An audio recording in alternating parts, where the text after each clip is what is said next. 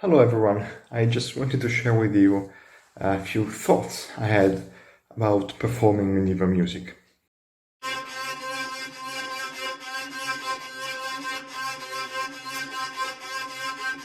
There are actually a lot of things one could say about performing medieval music in general, and as it is widely known, the medieval period itself is very large.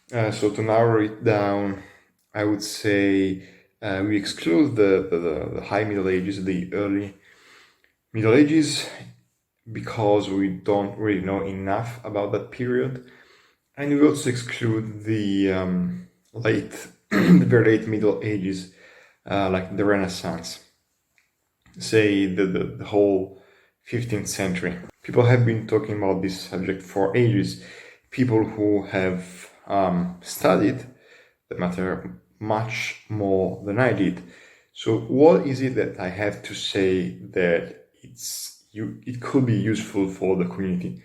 Well, a couple of things. I have been inspired to do this video by actually having the chance of playing a little with pipe organs. Pipe organs are instruments that we don't really think enough about because even though they are one of the most important instruments in Western historical music, and when I say historical, I say literally anything between the late Roman period up to the 19th century, and yet it's one of those pink elephants in the room. It's just there and nobody actually seems to think about. First of all, the instruments. Medieval music is sadly today often, if not almost always, performed on bagpipes. Bagpipes and drum. That's like 90% of what you hear, or what we call medieval music these days. And for that reason, it kind of melts down with Irish music, which is actually just like 50% Irish tunes on Scottish bagpipes, and the rest is, stuff, which makes no sense historically, and it's also, from my own point of view, quite dull. I mean, bagpipes are fine. They are an instrument which, has quite a long history, and they can be fun to play anything you wish, but they're a very limited instrument which should be used for a specific repertoire. Not to mention that having basically just one scale, one tonality, kind of melts all like centuries of music into one simple scale, which is sad to say the least. And the drums. Don't get me started on the drums. I'm quite positive on the use of drums in medieval music, even sacred music, for simply put one reason. If you enter any church or a museum which hosts paintings of the, say, 14th to early 15th century, you will have the chance of seeing many depictions of angels playing a wide array of instruments, really. And you will happen to see a lot of, not drums technically, probably will see tambourines, percussive instruments, to say the least. And my logic goes like this. So if I'm a painter and I am paid to represent the angels in heaven, and the angels in heaven play the trumpet or the shawm, the flute, the sitar, and the tambourine. Well, if the angels play the tambourine, why shouldn't real people play the tambourine in church? It kind of makes sense, doesn't it? I mean, I think it's just sheer logic. So I'm fairly positive about some percussions being used in sacred music in the medieval period. Apart from bagpipes and drums, there are many other instruments which are used and abused or not used enough in this context. And just to mention a few, I think that viols are very, very forgotten by medieval performers. And even more than that, we see citoles or medieval lutes, which are very common in depictions, in pictorial depictions, in paintings and frescoes. They're very common, and yet you almost never see one of those in a medieval band. If you see any stringed instrument, it's probably an Irish bouzouki, which, besides the name, actually dates from the 70s, like the 1970s. So, yeah, it's fairly medieval. I think that medieval music needs more viols, needs more rebecks, needs more lutes and citoles, and more hurdy-gurdies. For two reasons, actually. First, it's accuracy.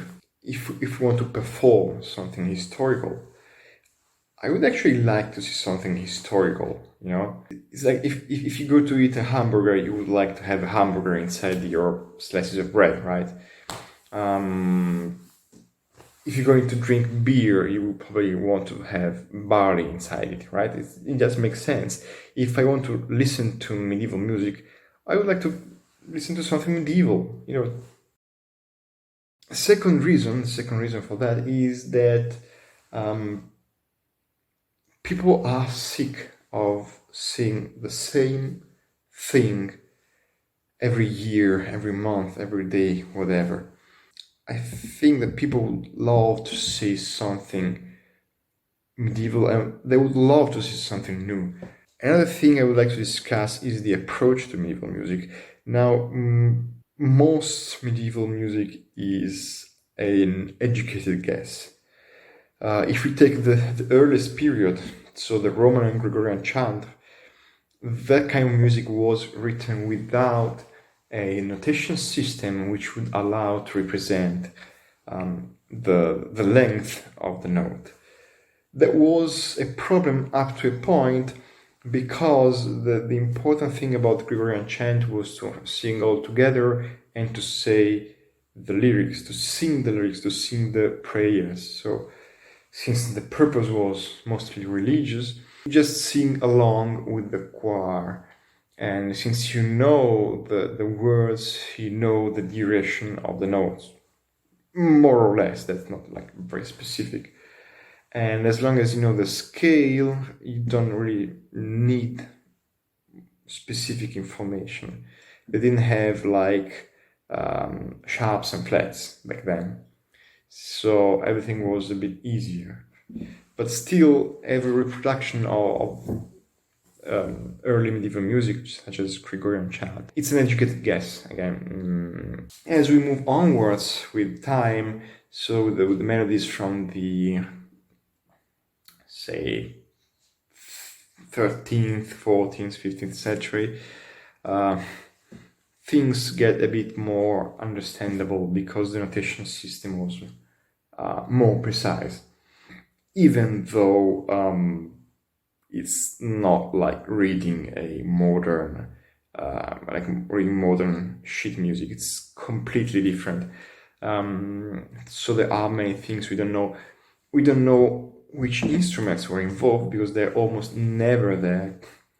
We have a very, very broad idea of harmony, since everything we have written down especially of secular medieval music from that period, is a little more than note-taking, meaning they would just write down the essentials, so that the melody and the words, and therefore what is written is actually the melody that the voice is supposed to play. If other instruments are involved, they either not mentioned or they have to just play around with basic melody. Again, things get much clearer with the Ars Nova. So, say in the early 14th century, musicians start to become more professional, and they start writing everything down, but kind of everything, but there's more precision to that. If you take, like, for example, the various Landini or Guillaume de Machaut, masters of the Ars Nova, you have much more information on how to perform and on various melodies.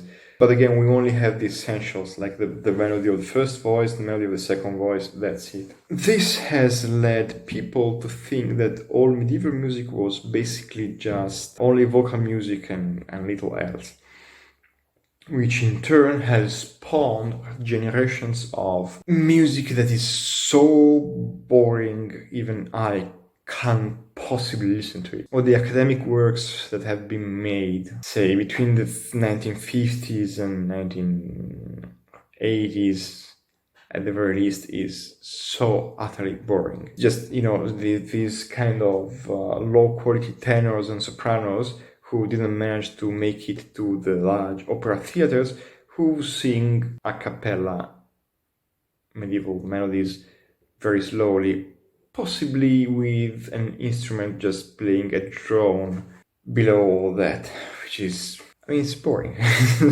and draws people away from medieval music. And I think we need to have a balance between that approach, which comes from musical academies, which comes from classical music and opera singers, etc., and the opposite approach, which is these kind of skinheads with lots of makeup who play bagpipes and drums on the street. I think both approaches are bad. We should seriously strive for something in between, which is authentic and enjoyable. And as for authenticity, I don't think medieval music was boring, and if you're very boring, you manage to attain authenticity. I can understand that sacred music was maybe a bit more,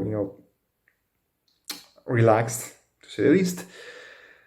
But think of music for jugglers. We see that in illustrations, in texts.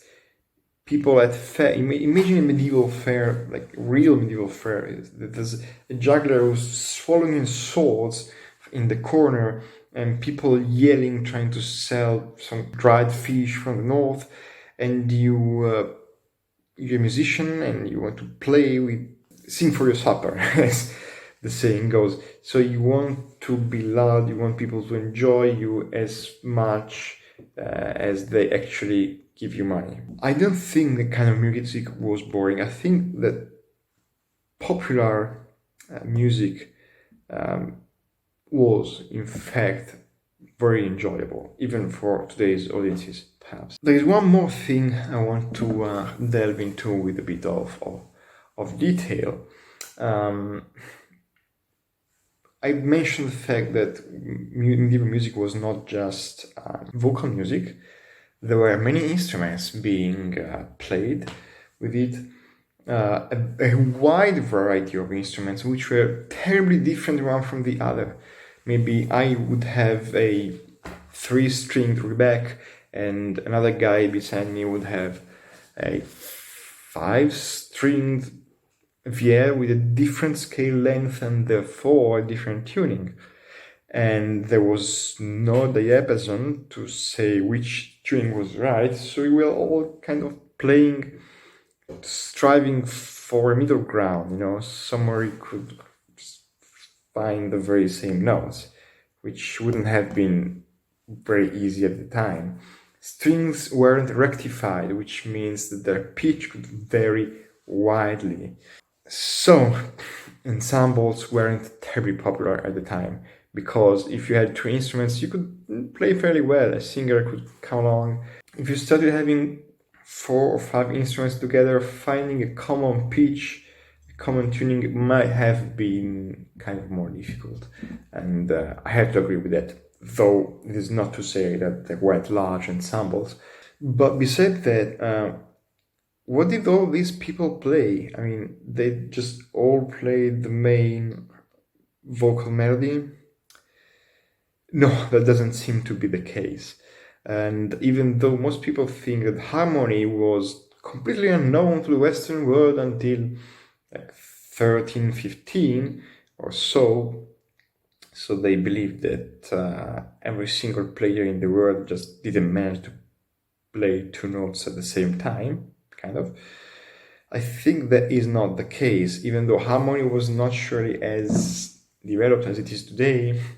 Surely 2 or 3 notes chords must have been normal for the instrument that can actually play chords, of course. And here comes my last point. So what is written on the medieval partitures is only the vocal lines, because the rest was mostly improvised, as it was done centuries after with the basso continuo. And that leads me to my last point, which is the pipe organs.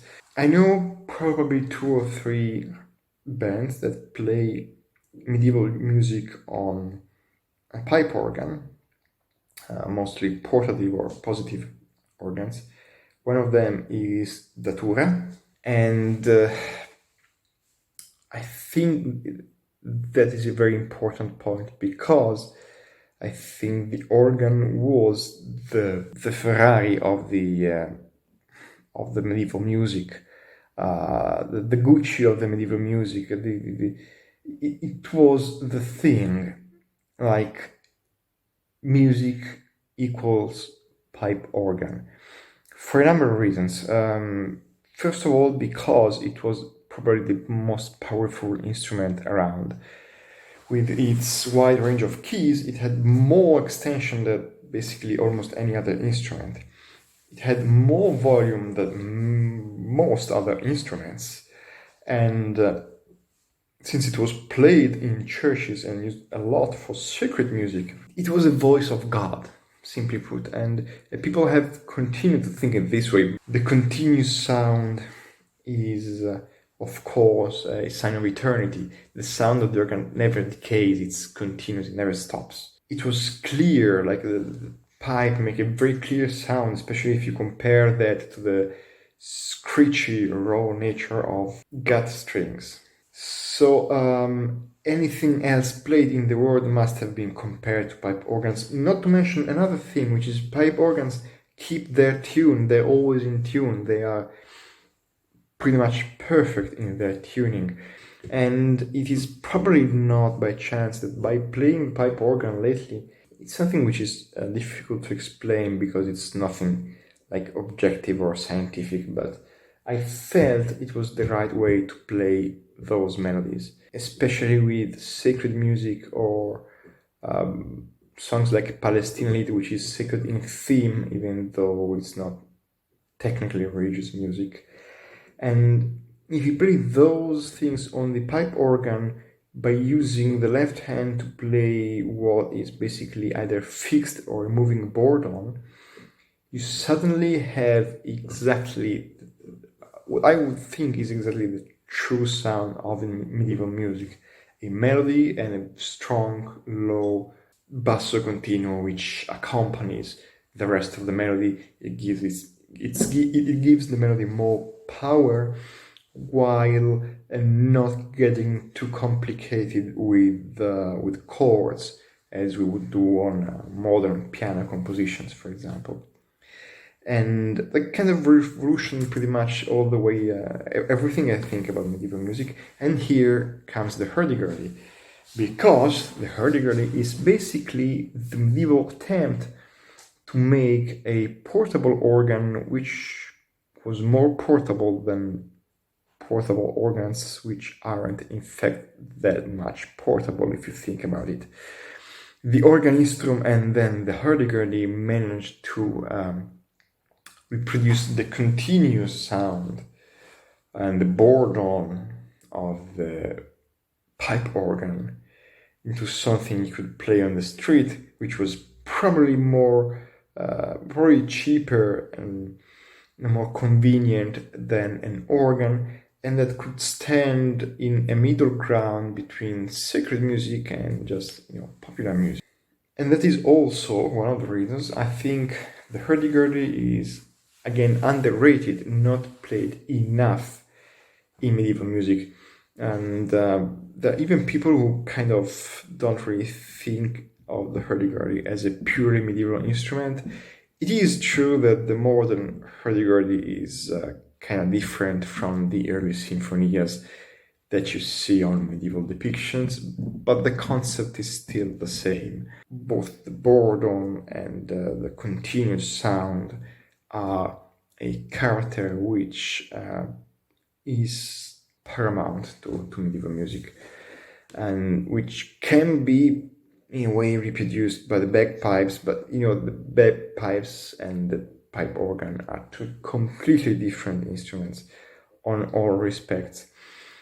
So to cut it short, I seriously think we should have more organs and organ instruments in our medieval music today. It will surely improve everything, like everything. Thanks for listening to my rants. I hope it was fun, and write a comment if you think you want more about this.